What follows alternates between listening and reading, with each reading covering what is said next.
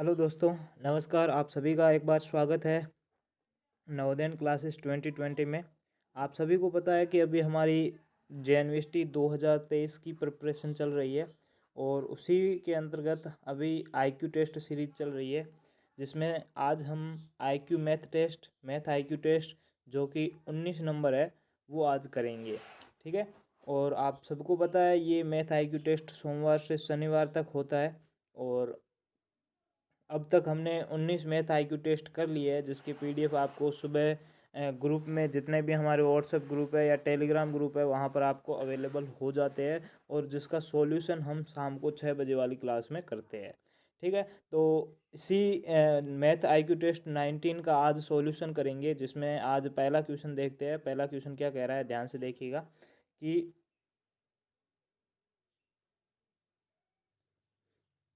Question क्या है पहला, कि कुछ विद्यार्थियों ने, यहाँ पर देखिएगा, कुछ विद्यार्थियों ने पिकनिक के लिए 2160 रुपये एकत्रित किए।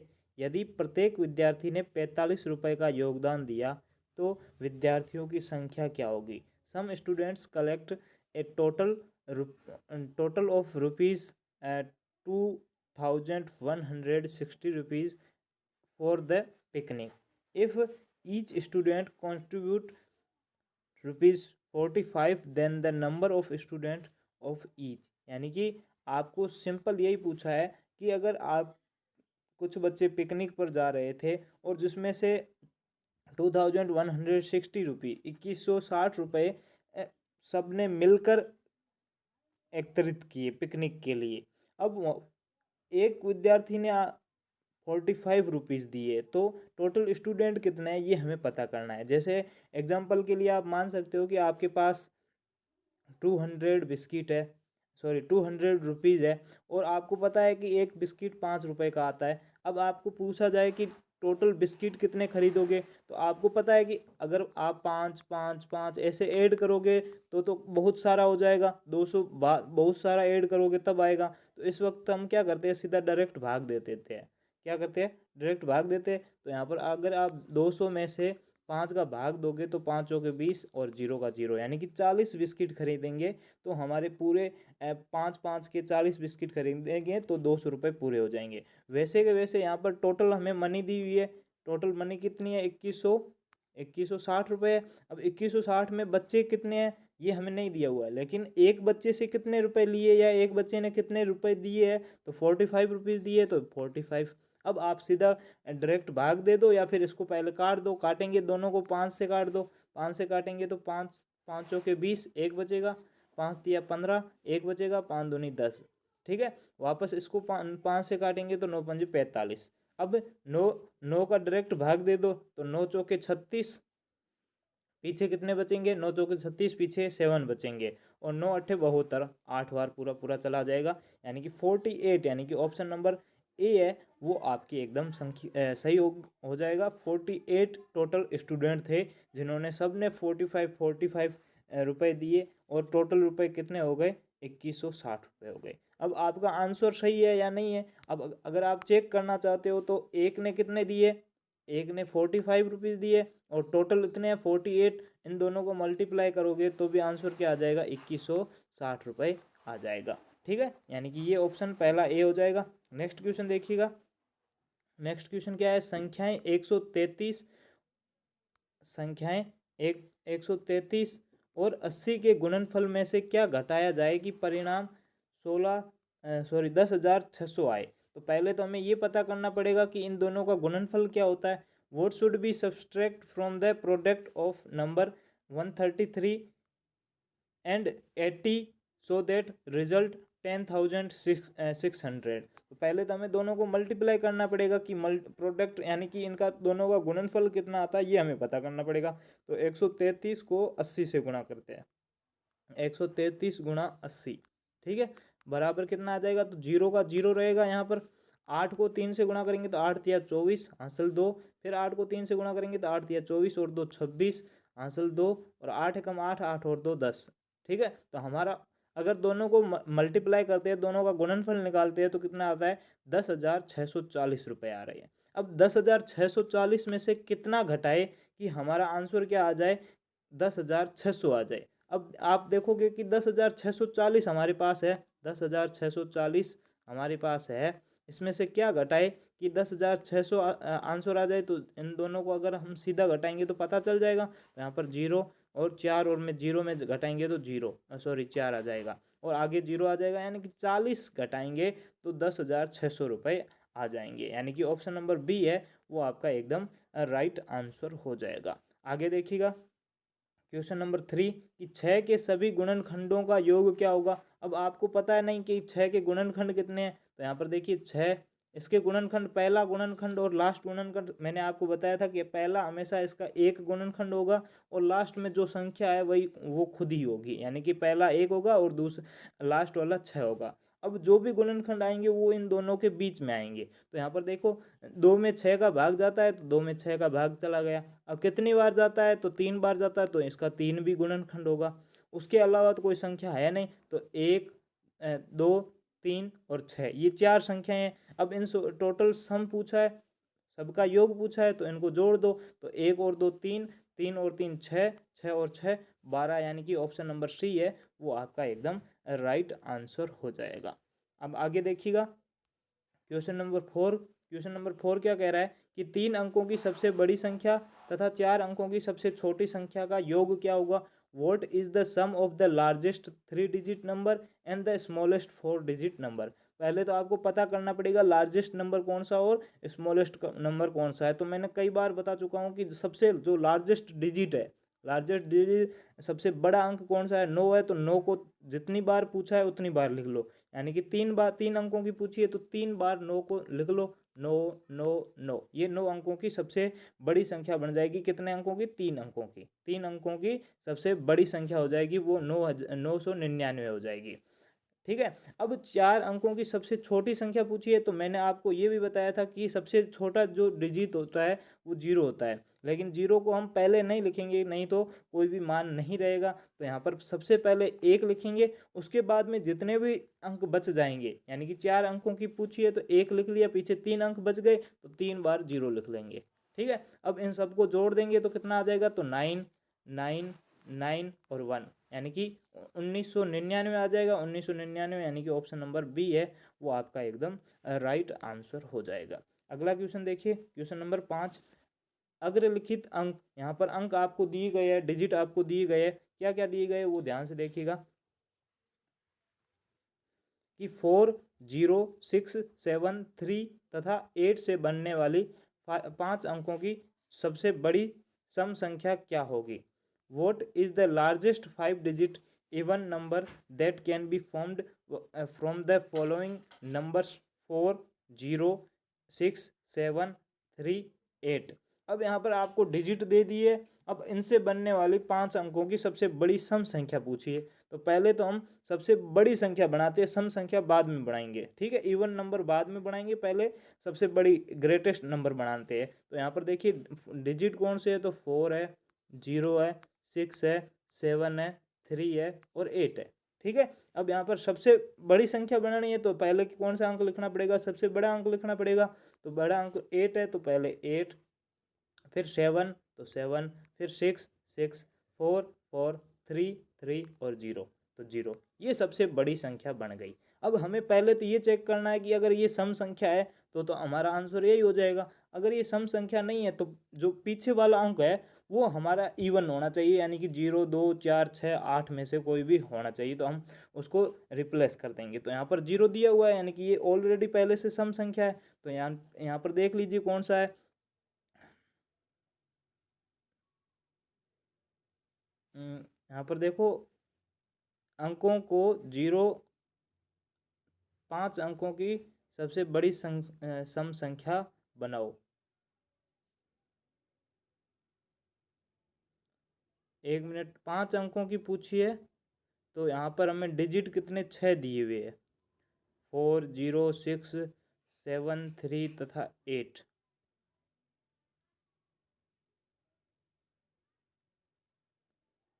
ठीक है। अब यहाँ पर टोटल 6 डिजिट दिए हुए और हमें सबसे बड़ी संख्या पूछी है, तो ये 1 मिनट रुको, ये नहीं हो जाएगा, ये 6 अंकों की सबसे बड़ी संख्या हो जाएगी।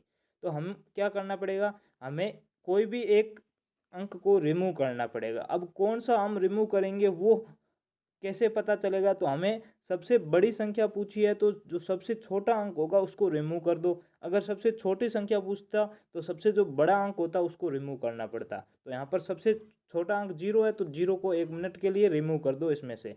पीछे क्या बचेगा? 8, 7, 6, 4 और 3। अब ये 5 अंकों की सबसे बड़ी संख्या बन गई। अब 5 अंकों की बन तो गई लेकिन पीछे न तो 0 है, ना 2 है, ना 4 है, ना 6 और ना ही 8 है। तो ये क्या है? सम संख्या तो है नहीं, इवन नंबर तो है नहीं। अब इवन नंबर बनाएंगे तो इसका जस्ट पहले वाला क्या है? अंक है 4 है, वो इवन अंक है।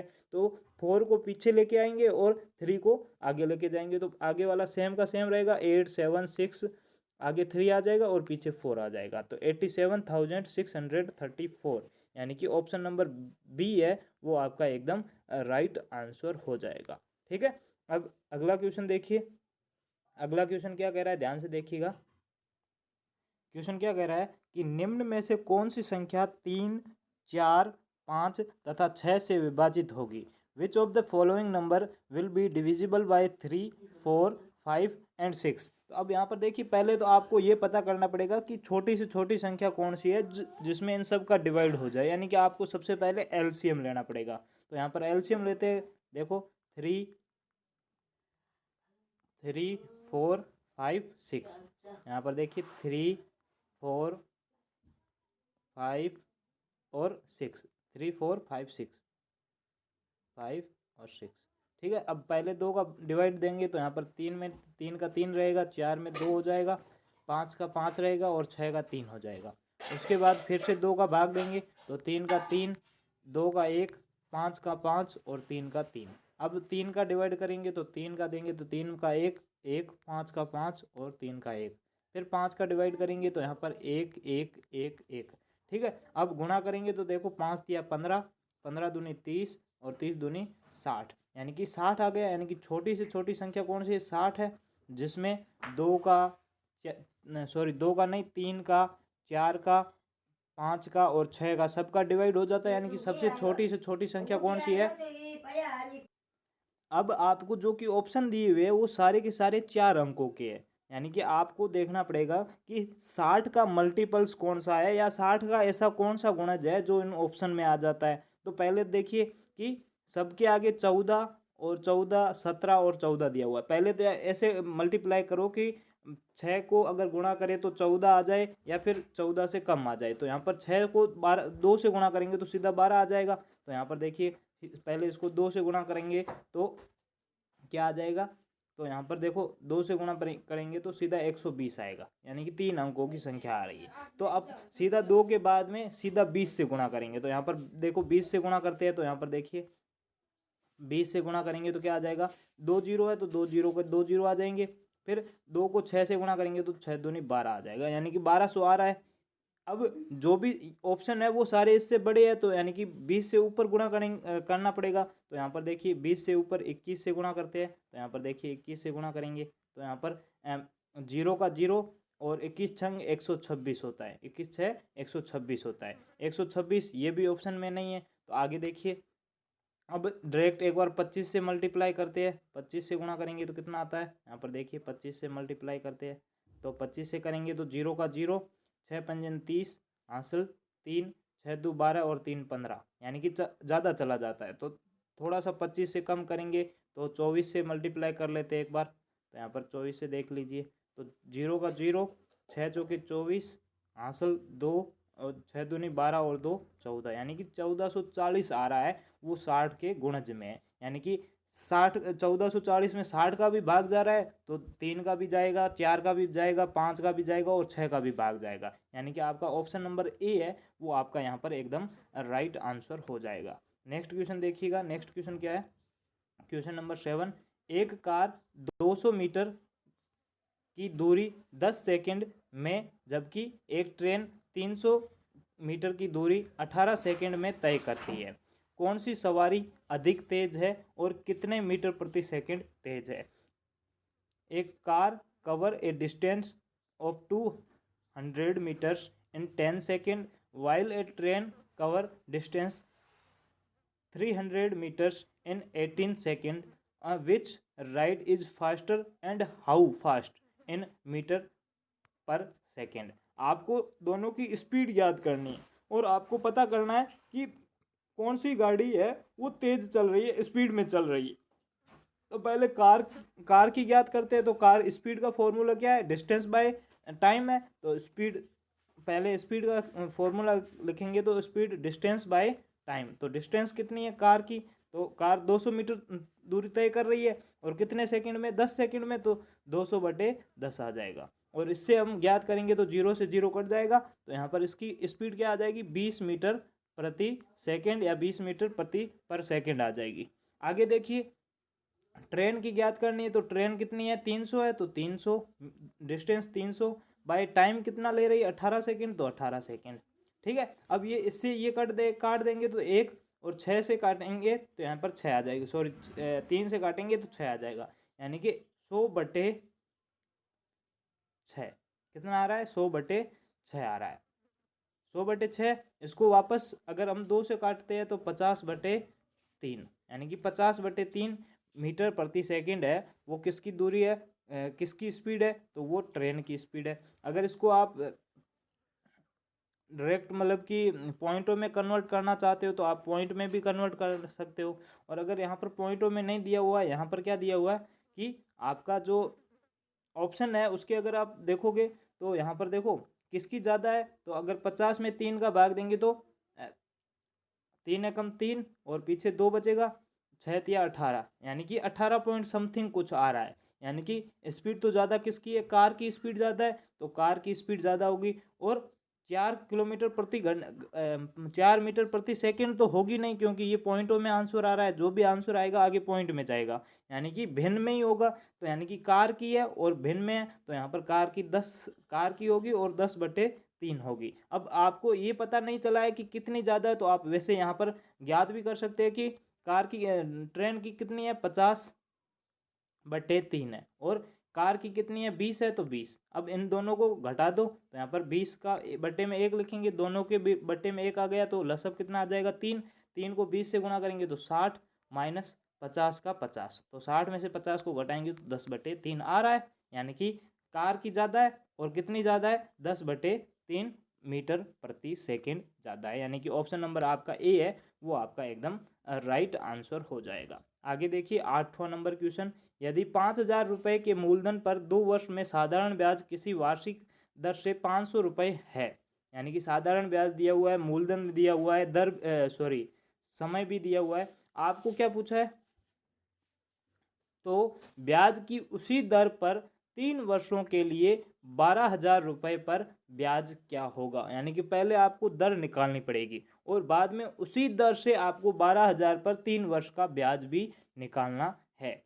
If the simple interest on the principal of rupees 5,000 for 200 is 500 at the certain rate of the annum, then what is the interest on rupees 12,000 for 3 years at the same rate of interest।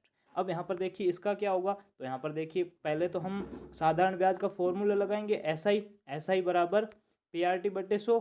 तो PRT/100। अब यहाँ पर देखिए SI में simple interest साधारण ब्याज कितना दिया हुआ है, 500। तो 500 बराबर मूलधन कितना है, प्रिंसिपल कितना है, 5,000, मूलधन 5,000 गुणा दर हमें नहीं दी हुई है तो रेट का रेट गुणा समय हमें दिया हुआ है 2 वर्ष। तो 2/100, यानी कि मूलधन गुणा दर गुणा समय/100। तो 2 जीरो से ये 2 जीरो कट जाएंगे। अब ये 50 और 2 को गुणा करेंगे तो 100। तो यहाँ पर क्या आ जाएगा, 500 बराबर 100 गुणा R। अब हमें तो R का मान ज्ञात करना है। तो ये 100 क्या है, मल्टीप्लाई में इधर आते ही डिवाइड में हो जाएगा। तो इधर डिवाइड में होता तो रेट क्या आ जाएगी, 500 में 100 का डिवाइड करेंगे तो 5% रेट आ जाएगी। रेट कितनी आ गई, 5% आ गई। अब हमें सिंपल इंटरेस्ट पूछा है, साधारण ब्याज पूछा है। तो साधारण ब्याज का फॉर्मूला लगाएंगे, साधारण ब्याज बराबर मूलधन गुणा दर गुणा समय/100, principal into rate into time by 100। अब ये देखो मूलधन हमें दे दिया, ये दूसरी इक्वेशन है। मूलधन कितना दे दिया, 12,000 दे दिया। तो यहाँ पर 12,000 गुणा दर दर हमारी आ गई उसी दर पर है, यानी कि सेम रेट पर है। तो दर हमारी कितनी है, 5%। 5 गुणा, अब समय कितना दिया हुआ है, तो अब समय 3 वर्ष का है। तो 3/100, ठीक है। तो 2 जीरो से यहाँ पर 2 जीरो कट जाएंगे। 5 को 3 से गुणा करेंगे तो 15, तो 120 गुणा 15। ठीक है, तो 0 का 0 120 वाला, फिर 15 को 2 से गुणा करेंगे तो 30, हासिल 3, 15 को 1 से गुणा करेंगे और 3 जोड़ेंगे तो 18, यानी कि 1800 रुपये आपका राइट आंसर हो जाएगा। यानी कि ऑप्शन नंबर डी है वो आपका एकदम राइट आंसर हो जाएगा। पहले आपको रेट फाइंड आउट करनी है, रेट के बाद में उसी रेट सेम रेट से आपको वापस सिंपल इंटरेस्ट ज्ञात करना है, साधारण ब्याज ज्ञात करना है। ठीक है, नेक्स्ट क्वेश्चन देखिए, 9वां क्वेश्चन, संख्या 3,96,591 में 13 का भाग देने पर भागफल क्या होगा? On dividing the number of 3,96,591 by 13 the quotient will be. आपको क्वेश्चन पूछा है यानी कि भागफल पूछा है, तो सीधा डिवाइड देख कर देख लो। यहाँ पर डिवाइड करते हैं, 13 से डिवाइड करते हैं किसको? 3,96,591। ठीक है, अब यहाँ पर डिवाइड करेंगे तो पहले 13 तिया 39 पूरा पूरा जा रहा है, यहाँ पर 13 तिया 39 जीरो बचेगा। फिर 6 नीचे आएगा, 6 में डिवाइड नहीं हो रहा है, 6 में 13 का डिवाइड नहीं हो रहा है तो 0 आ जाएगा। अब 6 के बाद में 5 आ जाएगा। अब 13 का पहाड़ा 5 बार बोलेंगे तो 13 पंजू 65 आ जाएगा, पीछे 0 बचेगा।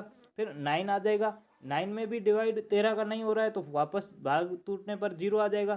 फिर 1 और आ जाएगा तो 97, 7 बार बोलेंगे तो 91 आ जाएगा, पीछे 0 बचेगा, तो यहाँ पर 7 बार बोलेंगे, यानी कि 30,507 रुपीज़ आपका आंसर हो जाएगा। यानी कि ऑप्शन नंबर सी है वो आपका राइट आंसर हो जाएगा, ऑप्शन नंबर सी है वो। आगे देखिए क्वेश्चन नंबर 10वां। क्वेश्चन नंबर 10वां क्या है कि 5.05, 5.005, 5.505 तथा 55.0005 का योगफल क्या होगा? व्हाट विल बी द सम? सम पूछा है और सी का पूछा है, तो सम सीधा सिंपल है कि आपको पॉइंट के नीचे पॉइंट रखना है। पहले क्या दिया हुआ? 5.5 है, 5.05 है तो 5.05, दूसरा 5.005 है तो 5.005, अगला क्या दिया हुआ? 0.505, उससे आगे क्या दिया हुआ? 55 पॉइंट है तो 55.0005। अब आपको ज्ञात करना, योग करना, ध्यान रखना पॉइंट के नीचे पॉइंट रखना है। तो यह 5 का 5 आ जाएगा, 5 और 5 10 होता है तो 10 का 0 हासिल 1, 5 और 1 6 तो 6 का 6, और यहाँ पर 5 का 5 पॉइंट 5, 5 10, 5 15, 15 का 5 हासिल 1, 5 और 1 6, यानी कि 65.5605, 65.5605, यानी कि ऑप्शन नंबर सी है वो आपका एकदम राइट आंसर हो जाएगा। अगला क्वेश्चन देखिए 11 नंबर, क्या दिया हुआ है कि 1/2 प्लस 3/4 का समतुल्य मान क्या होगा? तो आपको समतुल्य पूछा है तो दोनों का लसअप ले लो, पहले 2 और 4 का लेंगे तो 4, क्योंकि दोनों को ऐड करना, जोड़ना है, दोनों का डेसिमल इक्विवेलेंट पूछा है ना। अब दोनों का लसअप ले लिया तो यहाँ पर 2 और 4 का 4 आ जाएगा, 4 में 2 का भाग देंगे तो 2 आएगा, 2 को 1 से गुणा करेंगे तो 2, प्लस 4 में 4 का डिवाइड करेंगे तो 1, 1 को 3 से मल्टीप्लाई करेंगे तो 3, तो 3 और 2 5/4 आ गया, ये आ गया। अब 5/4 को डेसिमल में कन्वर्ट करो तो 4 एकम 4, पीछे 1 बचेगा, पॉइंट लगेगा 0, 4 दूनी 8, पीछे 2 बचेगा, फिर 0 आ जाएगा तो 4 5 20, 5 बार बोलेंगे तो 20, यानी कि 1.25, यानी कि ऑप्शन नंबर डी है वो आपका एकदम राइट आंसर हो जाएगा। अगला क्वेश्चन 12 नंबर देखिए, 12 नंबर क्वेश्चन क्या कह रहा है, ध्यान से देखिएगा कि जब 303.003 को 13 से भाग दिया जाए तो भागफल क्या होगा? When the 303.004 is divided by 13 the quotient will B. Quotient वापस क्वोशेंट पूछा है, यानी कि अभी 13 का भाग दिया था, अभी वापस 13 का भाग देना है। तो यहाँ पर देखिए 13 का भाग देना है, किस में देना है? 303.004। ठीक है, अब 13 का पहाड़ा पहले 30 में देते हैं तो 13 दूनी 26, पीछे 4 बचेगा, 3 आएगा नीचे, 13 13 दूनी 26, 13 तिया 39, यानी कि 39, तो यहाँ पर 39, 1 और 3 4 बचेंगे, फिर पॉइंट लग गया तो यहाँ पर भी पॉइंट लग जाएगा, फिर नीचे 0 आएगा। अब 13 वापस 13 तिया 39 होता है तो 13 तिया 39, पीछे 1 बचेगा 1, फिर पीछे 0 आ जाएगा, फिर भाग नहीं जा रहा है, पॉइंट लगा हुआ है तो वापस 1 0 और लगा लो, तो 13 का पहाड़ा 13 7 91, 7 बार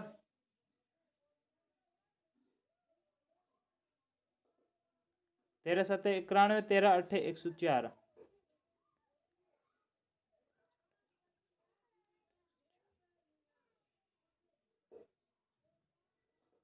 अब देखो यहाँ पर देखो 10 में भाग नहीं जा रहा है तो यहाँ पर एक जीरो आ जाएगा।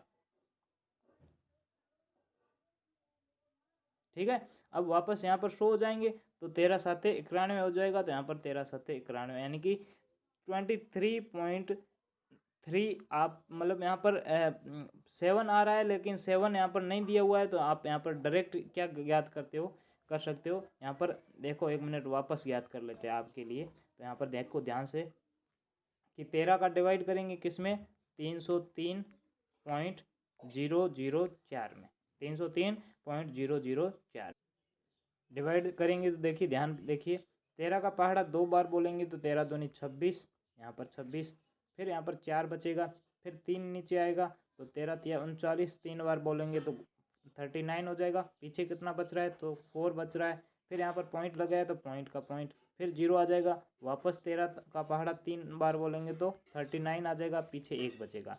1 के बाद में 0 आ गया, यानी कि 10 में 13 का भाग नहीं जाएगा तो यहाँ पर 1 0। फिर 4 का 104 रखेंगे तो 13 अट्ठे 104 हो जाता है, यानी कि 13 का पहाड़ा 13, 13 दूनी 26, 13 अट्ठे 104 होता है, यानी कि 23.308, यानी कि ऑप्शन नंबर ए है वो आपका एकदम राइट आंसर हो जाएगा। ठीक है, अब आगे देखिए अगला क्या कह रहा है, ध्यान से देखिएगा। क्वेश्चन नंबर 12 हो गया, अब 13 नंबर। यदि 102.005 को 7.002 से गुणा किया जाए तो लगभग मान क्या होगा। If the 102.005 is multiplied by 7.002 then the approximate value will be। अब आपको approximate value पूछी है, यानी कि निकटतम मान पूछा है, तो सबसे बेस्ट तरीका यही है कि पहले निकटतम मान ज्ञात कर लो और उसके बाद में मल्टीप्लाई कर दो। तो 102.005 का क्या हो जाएगा, सिंपल 102 हो जाएगा, और 7.002 का क्या हो जाएगा, 7 हो जाएगा। तो इन दोनों को गुणा कर लो तो 7 दूनी 14 और 7 एकम 7, यानी कि 714 आ रहा है, यानी कि 714 ऑप्शन नंबर ए में है, यानी कि ऑप्शन नंबर ए है वो आपका एकदम राइट आंसर हो जाएगा। आगे देखिए इसमें क्या होगा कि आपको सिंप्लीफिकेशन सरलीकरण करना है।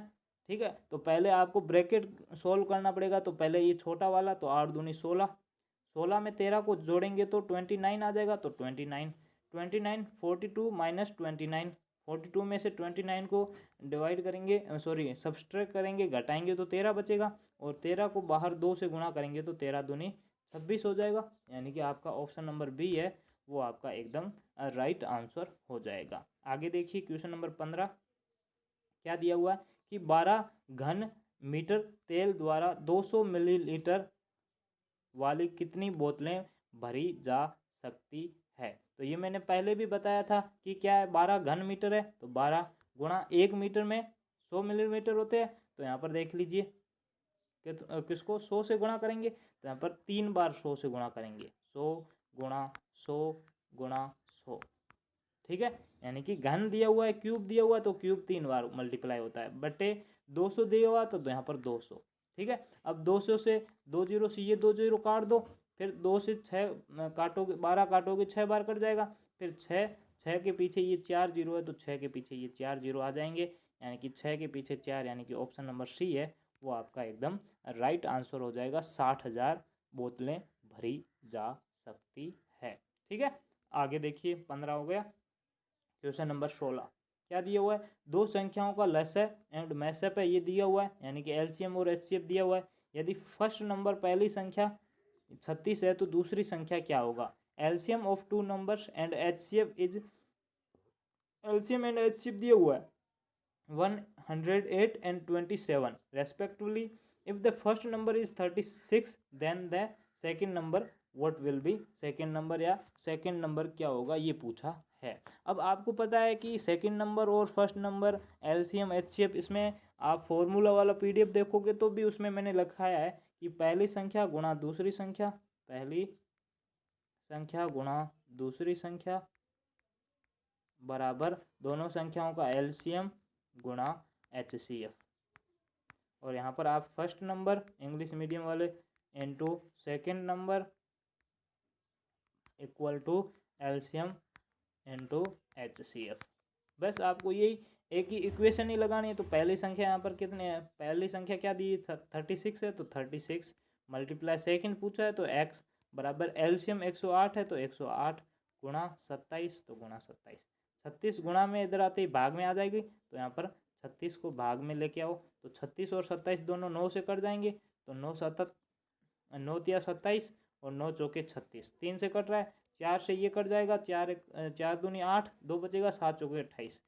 इन दोनों को मल्टीप्लाई कर दो 27 और 3 को, तो यहाँ पर मल्टीप्लाई करो 7 या 21, हासिल 2, 3 दूनी 6 और 2 8 यानी कि 81, यानी कि आपका ऑप्शन नंबर ए है वो आपका एकदम राइट आंसर हो जाएगा। बस आपको ये इक्वेशन पता होनी चाहिए कि जो दोनों संख्याओं का जो मल्टीपल या फिर गुणनफल होता है वो एलसीएम और एचसीएफ के गुणनफल या उनके मल्टीपल के बराबर में होता है, ये आपको पता रखना होगा। आगे देखिए 16 नंबर क्या कह रहा है, ध्यान से देखिए कि 5,000 रुपये के 20% के 12% का मान क्या है। What is the value of 12% of 20% of ₹5,000। अब 5,000 का पूछा है तो यहाँ पर देखिए 5,000 का 20% यानी कि 20/100, उसका भी 12% यानी कि 12/100।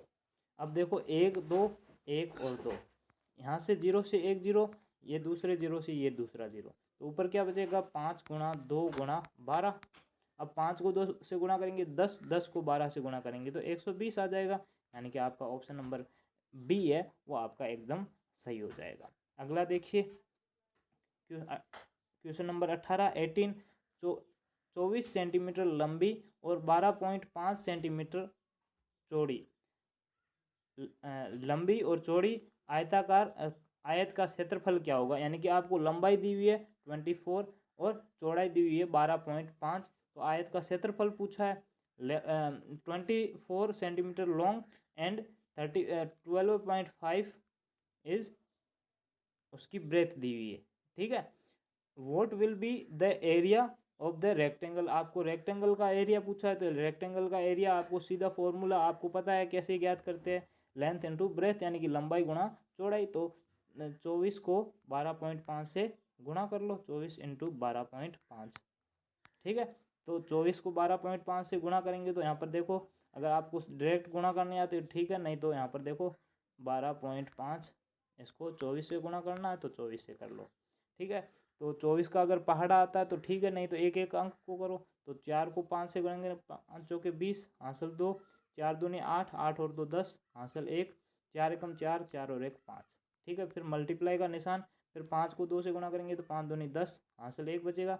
2 को 2 से करेंगे तो 4, 4 और 1 5, 2 को 1 से करेंगे तो 2, ठीक है। अब क्या आ जाएगा, जोड़ेंगे तो 0 0 0 और 3, 3,000 आ जाएगा। अब पॉइंट के बाद में एक अंक है तो यहाँ पर भी पॉइंट के बाद में एक अंक रखेंगे, यानी पीछे वाला 0 पॉइंट के कारण कट जाएगा, तो आंसर क्या बच जाएगा 300 वर्ग सेंटीमीटर, यानी कि ऑप्शन नंबर ए है वो आपका एकदम राइट आंसर हो जाएगा। क्वेश्चन नंबर 19 क्वेश्चन देखिए क्या कह रहा है, ध्यान से देखिए कि 10 रुपये के एक सिक्के का भार 11 ग्राम है। अनुष्का के बैग में 10 रुपये के सिक्कों का कुल भार 11 किलोग्राम है। बैग में कुल कितने सिक्के हैं। The weight of 10 rupees coin is 11 gram. The total weight of the 10 rupees coin in Anushka's bag is 11 kg। How many coins are in their bag. अब आपको पूछा है बैग में कितने सिक्के है ये पूछा है, लेकिन अब आपको एक कॉइन का भी भार दिया हुआ है और टोटल भी वेट दिया हुआ है। सबसे पहला वाला क्वेश्चन था ना वही सेम का सेम है, यानी कि टोटल यहाँ पर वहाँ पर टोटल अमाउंट कितना जमा किया था वो दिया हुआ था और एक बच्चे ने कितना अमाउंट दिया था वो दिया हुआ था। यहाँ पर टोटल अमाउंट दिया, टोटल वेट दिया हुआ है और एक सिक्के का भार कितना है ये भी दिया हुआ है। तो यहाँ पर 11 किलोग्राम को पहले ग्राम में कन्वर्ट करेंगे तो 1000 से गुणा करेंगे तो 11,000 बटे एक कॉइन का भार कितना 11 ग्राम है, तो 11 से 11 कट जाएगा तो क्या आ जाएगा 1000 कॉइन आपके आंसर आ जाएंगे, यानी कि ऑप्शन नंबर सी है वो आपका एकदम राइट आंसर हो जाएगा। अगला क्वेश्चन देखिए 20 नंबर, ध्यान से देखिए क्या कह रहा है कि एक रेडियो को 700 रुपये में बेचने पर एक दुकानदार को 100 रुपये का घाटा होता है। ₹200 लाभ कमाने के लिए वह कितने में बेचना चाहिए? By selling a radio for 700, a shopkeeper पर makes loss of ₹100। For how much should the radio sold for make a profit 200। अब आप अगर फॉर्मूले से नहीं करना चाहते हो, सीधा करने चाहते हो, तो देख लीजिए। यानी कि 700 में रेडियो को बेचा और ₹100 का नुकसान हो गया, घाटा हो गया। तो वो रेडियो कितने का था? वो रेडियो 700 प्लस 800 का था। तभी उसने 800 का रेडियो था और उसने ₹100 का 700 में बेचा, तो उसको ₹100 का घाटा हो गया। यानी अगर वो 800 में लाया है और 800 में ही बेच देता, तो न तो कोई लाभ होता, न हानि होती। यानी कि रेडियो का क्रय मूल्य आपका कितना आ जाएगा? ₹800 आ गया। अब अगर उसको ₹200 का लाभ कमाना है, तो 800 प्लस और 200 और ऐड कर दो, तो 800 और 200 ₹1000 में उसको बेचना पड़ेगा, तो उसका ₹200 का लाभ हो जाएगा। यानी कि ऑप्शन नंबर सी है वो आपका एकदम राइट आंसर हो जाएगा। आज के ये 20 क्वेश्चन हो चुके हैं। कैसे लगे? समझ में कोई क्वेश्चन ना आया हो तो कमेंट कर दे, और क्लास को लाइक, चैनल पर नए हो तो सब्सक्राइब, और अपने दोस्तों तक क्लास को ज़रूर शेयर कर दीजिएगा। आज के लिए इतना ही। Okay bye, thank you. फिर मिलते हैं नेक्स्ट मैथ IQ टेस्ट की क्लास में। Okay bye.